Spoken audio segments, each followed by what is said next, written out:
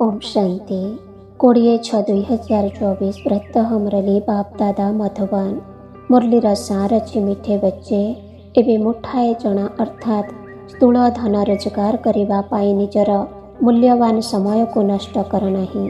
एवं बाबांकर सहयोगी होई बाबांकर नाम को विख्यात कर। प्रश्न रे बाबा कहते यही ज्ञान मार्ग रे तुमर पाद आग को बढ़ुछि ताहार चिन्ह कौन? उत्तरे बाबा कहते जदि तुमर शांतिधाम एवं सुखधाम सबुबले स्मृति रे रहुछि जोग करिबा समय रे तुमर बुद्धि अन्य केउ आड़े जाऊ नाही, बुद्धि रे व्यर्थ चिंतन चालू नाही, बुद्धि एकाग्र रहुछि, जोग समय रे ढोलाउ नाहु, खुशीर मात्रा कम हेउ नाही, तेबे एहा द्वारा प्रमाणित हेउछि जे तुमर पाद आगको बढ़ुछि। धारणा पाई मुख्य सार अछि। प्रथम पॉइंट, मुठाए चना को छाड़ी बाबांक ठारू विश्वर राजत्व नेबा पाई संपूर्ण पुरुषार्थ करने को हेब। कौनसी कथारे डरी जिबार नाही, निर्भीक होई सबु बंधन मुक्त हेबार अछि। निजर समय को सच्चा धन रोजगार करिबारे सफल करिबार अछि। दुईरे एही दुख धाम को भूली शिवालय अर्थात शांति धाम एवं सुख धाम को मने पकाइबा को हेब।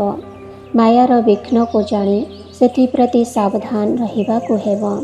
वरदान रे बाबा कहिसेंती निजे गीता पाठर पाठ पढ़िबा सहित अन्य माननको पढ़ाइबा नष्ट महास्मृति स्वरूप हुआ।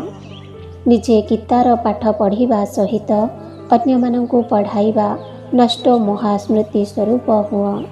विस्तार अछि। गीता ज्ञानर प्रथम पाठ हेला अशरीर आत्मा हुआ एवं अंतिम पाठ हेला नष्ट महास्मृति स्वरूप हुआ। प्रथम पाठ हेला विधि एवं अंतिम अर्थात शेष पाठ हेला विधि द्वारा सिद्धि प्राप्त करिबा।